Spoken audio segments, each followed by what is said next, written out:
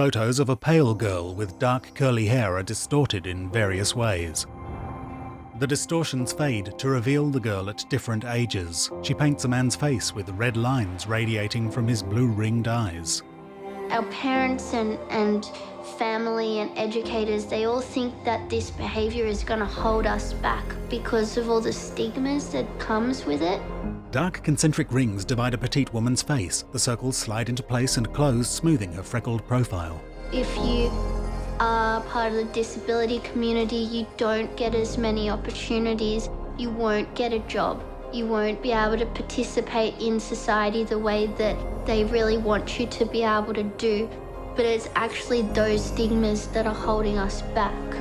Title: Perspective Shift. A line expands under the name Prue Stevenson. In a workroom, an enormous roll of pink knitted scarf lies on a desk beside a cloud of fluffy, unravelled pink wool. This is a big knitting work. I'm gonna unravel the whole thing so then it looks like this, because it holds memory. Prue puts the cloud on her head. There are a lot of reasons why I create art. Prue moves through a room of hanging strands. I need constant sensory input, and I find that through my art practice I can receive that constant sensory input and use it in a practical way. Prue methodically winds wool around crooked sticks. She does embroidery and taekwondo. I don't have autism, I am autistic. Every autistic person is different, and I'm the Prue version of autism. My art practice helps me understand the world and understand myself. I try to be like a reflection on society. Prue's always played with paints, done drawings. She could really capture people very well with quick sketches in candid moments. She integrates her lived experience of autism with the work that she creates. Yeah, looking back, she's always been an artist. In a studio, Prue stands in a space encircled by a curtain of red, orange, pink and yellow strands. Prue walks across a brown field, her knitting bag hanging from one arm. In a lounge room, her parents look through photos. Home videos show toddler Prue. I grew up in Williamstown. I moved there with my family when I was about 3.5. Grew up with my mum and my dad and my brother. Oh, look at this one. That's Alex, and there's Prue with their cousin Nicole and granddad. Prue knits during interviews. My parents spent a lot of time at the Williamstown shipyard. Dad designs them with his company. I often joke about him designing belly buttons because he's a naval architect. Yeah, that's one of her jokes. I'm a naval architectural draftsman by trade. Where are you going, Prue? You're hiding from us. Prue, is that your little house? Prue was, beautiful kid, had a lot of fun. Oh! Boo! She had fairy parties. Oh, Monkey's front and centre, so he's looking very special there. Yeah, he's pretty new there. I've had monkeys since I stole him from a shop in Germany when I was 2. And he's been around the world with me, and he's supported me through most of my meltdowns ever. My nana and grandma also knitted him a whole bunch of jumpers. There's Monkey having a cuddle in the lounge. But yeah, he's magical. When I haven't had any friends, he's always been my friend. It was a great childhood. But as she started to interact with mainstream society through the school system, that's when issues started to occur. In a photo, little Prue grins as she paints outside. I really wanted friends. I really wanted to be able to make friends and maintain relationships. She started to get a little bit clingy, I suppose, and didn't mix in with other kids as much. And that sort of, thought that's unusual, maybe. I got bullied at school a lot. They used to corner me. Like there would be a whole group of kids and a wall behind me, and they'd just back me in and yell at me. And I didn't have the skills to get out of that situation. So I would just hit and kick and run away. And then so that's why I was always in trouble, because I would always get physical. The school system physically restrained her a few times, and that's usually when the behaviour got a little bit worse. I was having meltdowns every single day, panic attacks every day. I got expelled twice at 2 primary schools, and I got suspended 7 times, including at a high school. When I got expelled, I got diagnosed with Asperger's syndrome. So that was in 2001 when I was 11. On a tram, Prue knits. In a book, she sketches people. My parents really needed me to be like an average kid because they weren't coping, because they didn't have enough support and there wasn't enough education. I got told act like a normal person. I got told to watch people on public transport, copy how they behave and behave like them. So drawing people meant that I could really analyse how people work so that I could keep up to those standards. Our family life was in a bit of turmoil at the same time, just handling the pressures of all that. It was very unsafe for everybody, so I left home. The person that diagnosed me said to my parents that I would never be able to live in a share house. So from that point on, I worked really hard to be independent so that I could get out in society and do what I wanted to do. She started going down that journey about when she was 15 or 16, about just trying to find out who she was. Prue wears long knitted scarves and eclectic outfits in a range of vibrant fabrics. It was really clear to me that there wasn't really any avenues where I could express my emotions. It was clear that people just wanted me to bottle up my emotions. In a photo, Prue shows people a range of sketches and paintings. I left high school, thank goodness. I did one subject at La Trobe College of Art and Design. I learnt life drawing, I learnt painting with oils. One of the courses I did at La Trobe was a graphic design course because my parents really wanted me to be a graphic designer because they didn't think that artists make any money. It's very important to be doing successfully financially, and so going an art route wasn't always a positive direction in that regard. We didn't know anything about art, and we thought, well, graphic design's possibilities and employment avenue.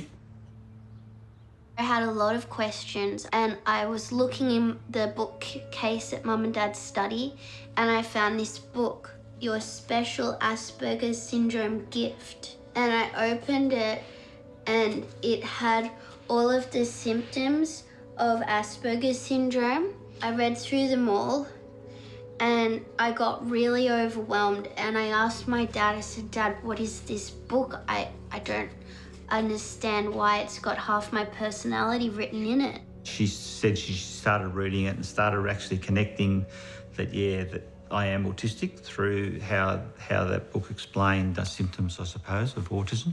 That's when I started to get used to the idea of me having Asperger's syndrome.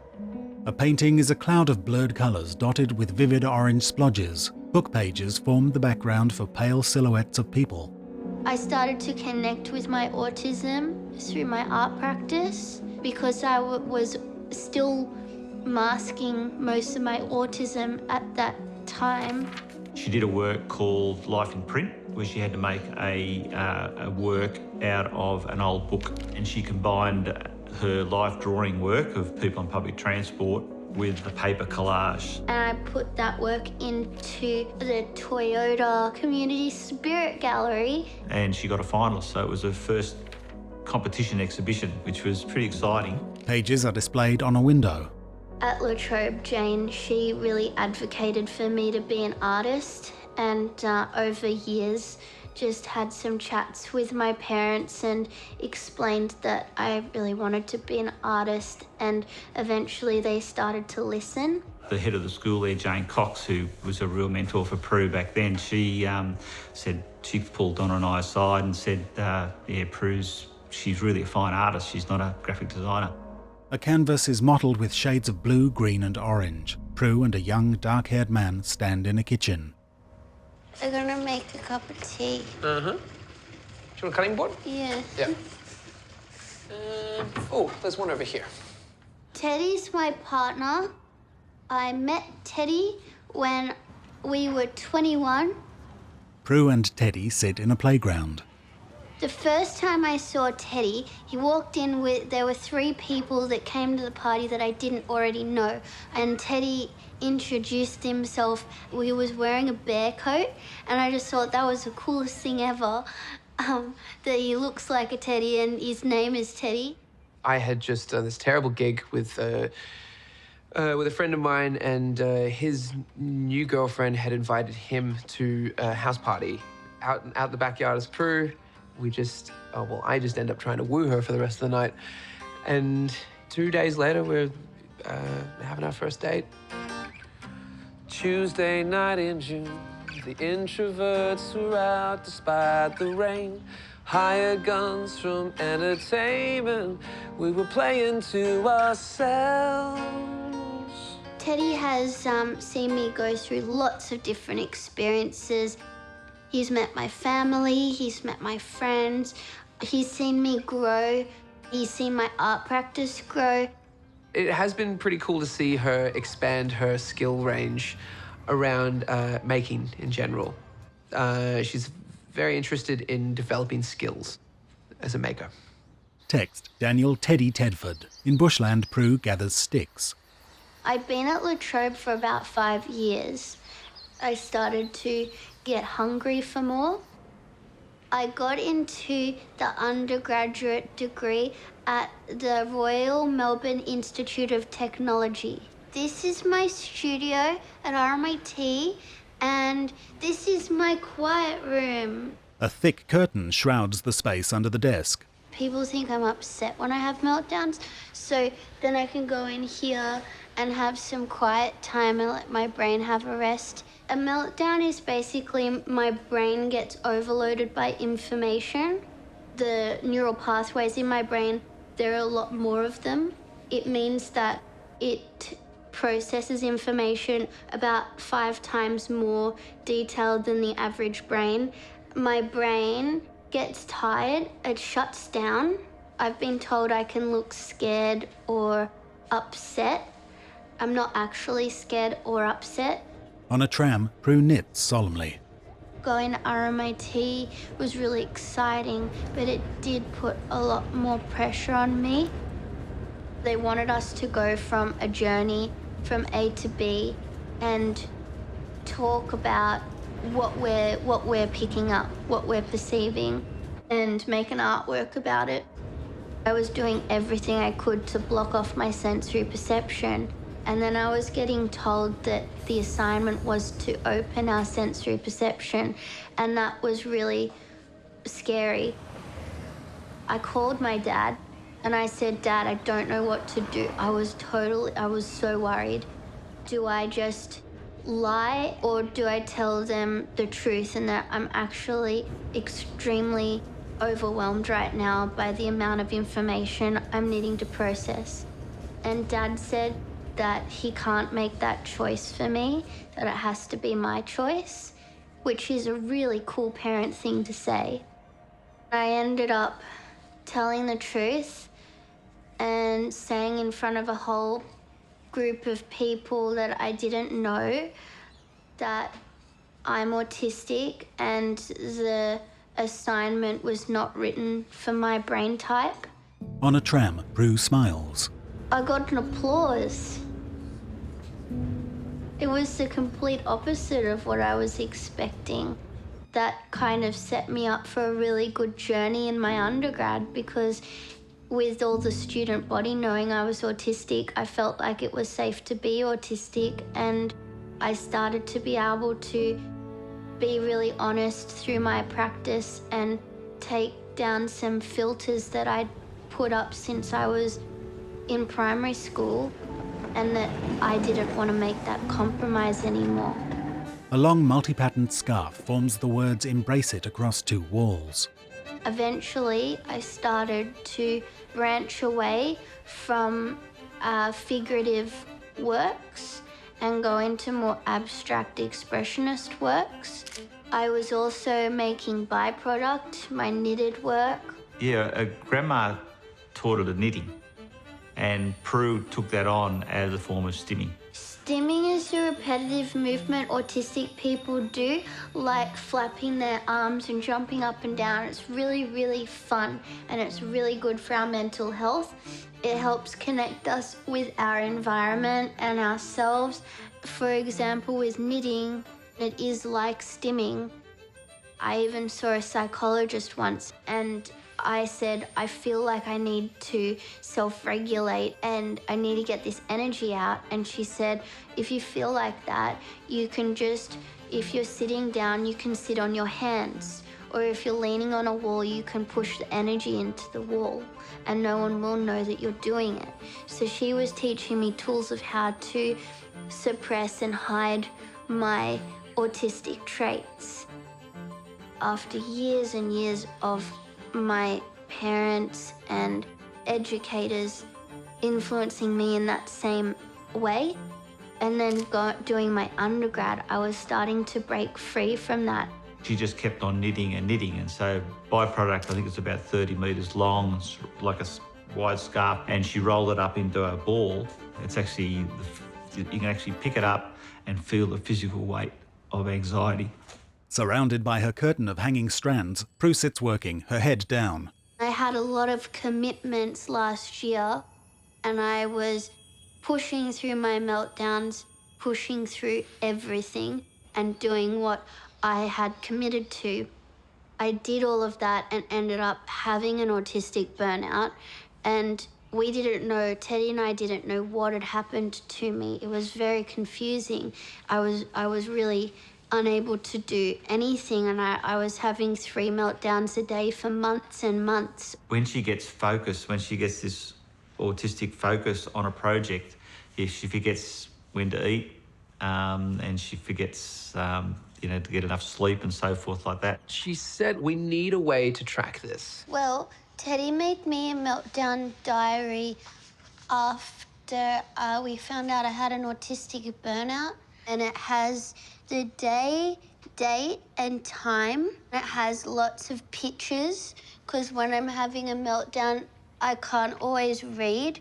I can see that recently all my meltdowns have been social meltdowns. And I've realised that I actually need to listen to my meltdowns because they're signposts that say your brain's tired and you need some downtime. She has started to say no to some engagements now for the first time, I suppose, just to look after her mental health. One day I was getting really anxious. I had this ball of adrenaline stuck in my chest. I was in so much pain. I thought, okay, I'm feeling this sensation. I've got this new avenue of painting. I'll just paint what I'm feeling. And so I painted that painting. A round, gory red wound gapes in a pale, flesh-coloured canvas. I used lots of magenta and I think a bit of orange and stuff. And then I had skin all around it. So it was a similar shape and size in my chest. The painting hangs low. There was a competition at 45 downstairs, and we turned up on the hanging day with the curator, and everybody's got their paintings all at 2/3 eye height that everybody else has got them hung at, and Prue said, no, I want it down at that ball of adrenaline. I'm 5'1", it needs to be right at my breastbone. You know, the curation is part of the artwork, and that's what brought the judge down to the work. They were announcing awards, and a friend of mine was there, and he said, did you win? And I was like, no, I don't know. I don't think so. And then they said my name. Without Words won the Emerging Artist Award with 45 downstairs. It was her first art prize. I never won an award before. And I realised that every aspect of what I did was connected to, there was a why in it. I was becoming more expressive in my practice. Yeah, it's just like she's found herself. In a video, Prue and others move energetically. I chose to become a self-advocate. She did her Stim Your Heart Out project to give a slightly different perspective of trying to reclaim the language of stimming and also teach mainstream society the benefits of self-regulation. Syndrome Rebel is really a continuation of Stim Your Heart Out. She wanted to be able to do a choreographed stim.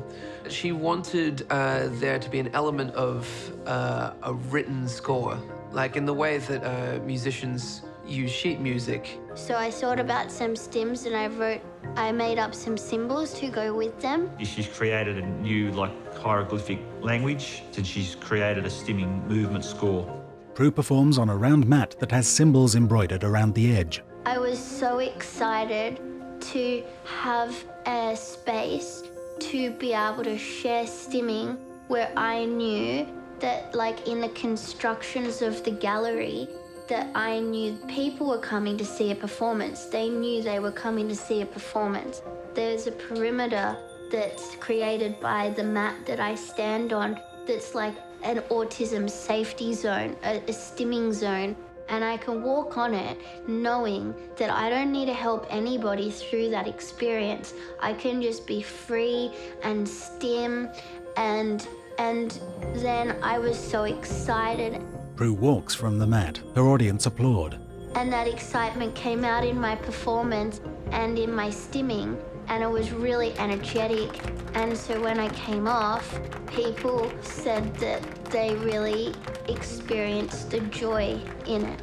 She's put that into BOC 2019, which is the Body of Knowledge Conference with Deakin University, and it's a crossover of art and science. Putting yourself out there, going to conferences, advocating for her identity. Being a self-advocate is about educating others and being really patient and giving a lot of your energy to educate others on your lived experience. Prue dips her feet in paint and kicks head height along a wall-sized sheet.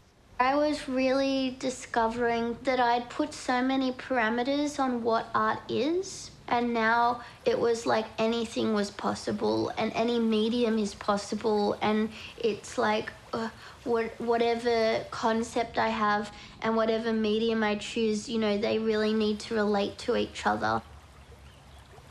I'm a 3rd Dan black belt in Taekwondo. With Taekwondo, it was about expending energy, excess energy. I got really influenced by an artist called Lee Ufan. He dipped a paintbrush in paint and then started at the top and drew it down and kept doing that repetitively, and that felt like stimming to me. I did that but with my feet. Text: Susanna Thorne, Museum of Contemporary Art. I first met Prue and her father Peter at the APAC conference in Sydney in 2017. Prue performs the work. She came and had a visit to the MCA during the rest of her stay in Sydney, and I was really keen to invite her to be our opening artist for our forum later in the year. I was really interested in the idea of not only Prue opening our conference, being our keynote speaker, I was interested in some aspect of her practice in real time, give teachers insight into her work and her practice. So Expend seemed like a great opportunity to do that. And then in conversation with Prue, she was very keen for that work to be performed again and to be performed here. Susanna and my dad and a technician at MCA helped organize my artwork to be on the roof, and that was the first artwork that's ever been shown at the rooftop. That really drew that hush from the crowd where everybody was drinking coffee and, you know, doing their thing, and then suddenly this performance was happening. And it gradually, the sort of hush and the attention of people in that space was really dynamic. I know that they did get a little bit shocked at the very beginning because I key-upped yelling, which feels even better, and it makes your kicks even stronger because it helps come from here, your belly. I'm in a fortunate position that I actually see the reactions of people that see her work at pretty close quarters, and so yeah, that's I think helping her get that practice out there is the best work I can do. In a studio, a complex network of sticks all wound with pink and orange wool hangs overhead. I think personally right now it's really important to have words like autism. However, one day it would be great for us all to fall under the term neurodiversity, and then a word like autism wouldn't need to get used as much, and we can all be individuals. Prue winds wool around sticks. Now I'm making a project for my masters at RMIT. I've got lots and lots of sticks. I haven't counted how many sticks, but it's a lot of sticks, all different sizes and all wrapped in pure wool. I really wanted to use natural materials in my work because I like to link that diversity of nature and the diversity of the human experience being natural and my brain type being a valid brain type. The intentions of the work have changed as the work has evolved. Now that it's started to become this other thing that's not just the sticks as individuals, but all of them together in a kind of network, it's evolved into something else now. A curtain of long woven strands hangs around the edge of the stick canopy. Prue and other women talk as they gaze at the canopy's irregular curves and the patterned strands. My dad always said that I'm on the knife edge of society, of being autistic and being neurotypical, and that I'm a bridger and I bridge the gap between those two communities. I suppose it's from the medicalised approach to treating autism that it's trying to cure it, and I suppose from that some people think they can try and fix Prue, but as we've learnt more about autism, there's no fix needed. I'm no longer bridging a gap. Now I'm just making a stance and I'm going, here's the autistic community, accept us, we're awesome. Wearing a slight smile, Prue sits knitting, cut to black. Credits: Attitude Foundation presents a Taste Creative production. Producers: Leah James, Brianna Miller. Executive producers: Sally Browning, SPA, Henry Smith. Series writer and director: Genevieve Clay-Smith. Editor: Javed Sterrett. Directed by Josh Searle. Audio description by The Substation. Filmed on location in Victoria and New South Wales on the traditional lands of the Wadawurrung and Gadigal people. The logos for Victoria, Australia, ANZ inclusively made Taste Creative Attitude Foundation. Copyright 2019 Taste Creative Proprietary Limited.